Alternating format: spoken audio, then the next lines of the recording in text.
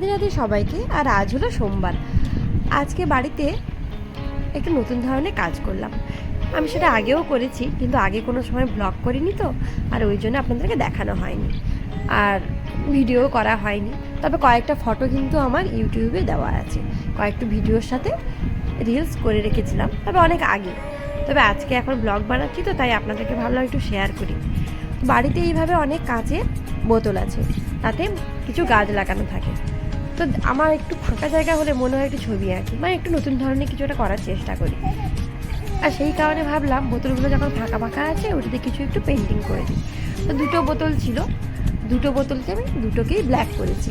এবার তার উপরে একটাতে আমি গোল্ডেন দিয়ে কিছু ফুল আঁকবো, আর একটা বোতলে আমি কিছু সিলভার দিয়ে ফুল আঁকবো। তারপরে আমি বোতলগুলোকে ডেকোরেশন করবো। আর এই পেন্টিংটা আমি একদম প্রাইমারি লেভেল থেকেই করছি, মানে সেই ছোট্টবেলা থেকে, যখন থেকে আমার হাতে খড়ি হয়েছে তখন থেকে আমি ছবি আঁকি। আর এটা আমার ভালো লাগা, ভালোবাসা সব কিছুই বলতে পারেন, আর টাইম পাসও বলতে পারেন। আর আমি বিয়ের আগে এরকম অনেক পেন্টিং করেছি, যেগুলো আমার বাড়িতে আছে।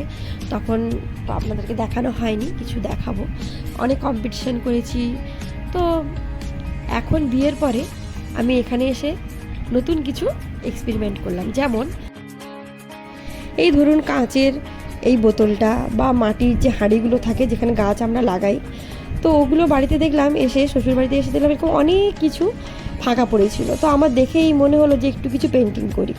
তো মানে ফাঁকা ফাঁকা লাগছে, আমার ভালো লাগছে না। তো সেই কারণে আমি অনেকগুলো গাছও পেন্টিং করেছিলাম, আপনাদেরকে ওগুলো দেখাবো।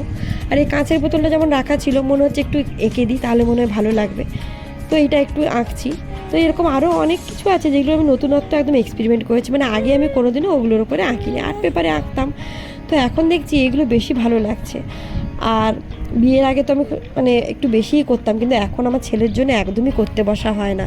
মানে ও যা দুষ্টু, মানে ওর সামনে এত কিছু আমি বের করে রেখে আমি মানে আঁকবো, আর ও সেটাতে একটা হাত দেবে না, মানে হতেই পারে না।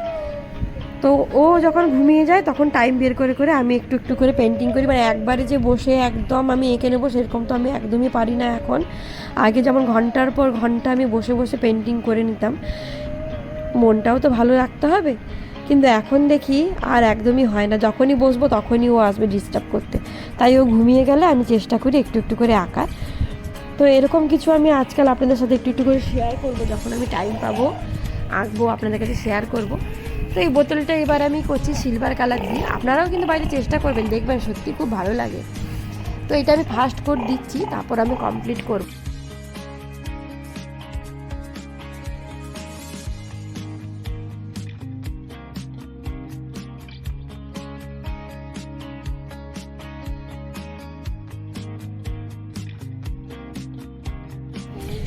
তো এটা প্রায় কমপ্লিটের দিকে। তো বাড়িতে যারা করতে চান তারা কিন্তু এর থেকে বড় তুলিও নিতে পারেন। বড় তুলিটা নিলে কি হয়, ফুলগুলো একটু বড় বড় হয়। আমি যেহেতু বোতলটা ছোট ছোট ফুল চেয়েছিলাম, তাই একটু ছোট তুলি নিয়েছি। আপনারাও চাইলে কিন্তু এরকম করতে পারেন। তো আমি একটা সিলভার কালার দিয়ে এটাকে একদিনের মতো ফ্যানের তলায় রাখবো, শুকনো করতে দেবো। তারপরে আমি বাকিটা করব। তো এটা নেক্সট ডে। তো আমি এটাকে শুকনো হয়ে গেছে, কারণ ধরতে তো অসুবিধে হবে। তো আমি ভাবলাম যে মাঝখানে একটু ব্ল্যাক কালারের দিয়ে দিই, তাহলে কালারটা একটু অন্যরকম লাগবে। তারপর বাকি ডেকোরেশন করব। তো ওইটাতে আমি ব্ল্যাক দিয়ে দিয়েছি, আর এটাতে সিলভারের মাঝখানে আমি রেড দিয়েছি। আর এখানে ফুলগুলোকে আমি একটু বড় বড় করেছি। তো এই যে ব্ল্যাকের উপরে গোল্ডেন, আর ওখানে ব্ল্যাকের উপরে সিলভার। এবার দেখুন তো কেমন লাগছে। তো দুটোতেই মোটামুটি গাছ লাগানো হয়ে গেছে, এই যে বসানো হয়েছে। বাড়িতে আপনারাও চেষ্টা করে দেখতে পারেন। ফার্স্টে আমি দেখিয়েছিলাম বিফোরটা, যে শুধু কাঁচটা কেমন লাগছে আর আফটারটা কেমন লাগছে। বাকিগুলো আপনাদের সাথে আস্তে আস্তে শেয়ার করব। Thank you.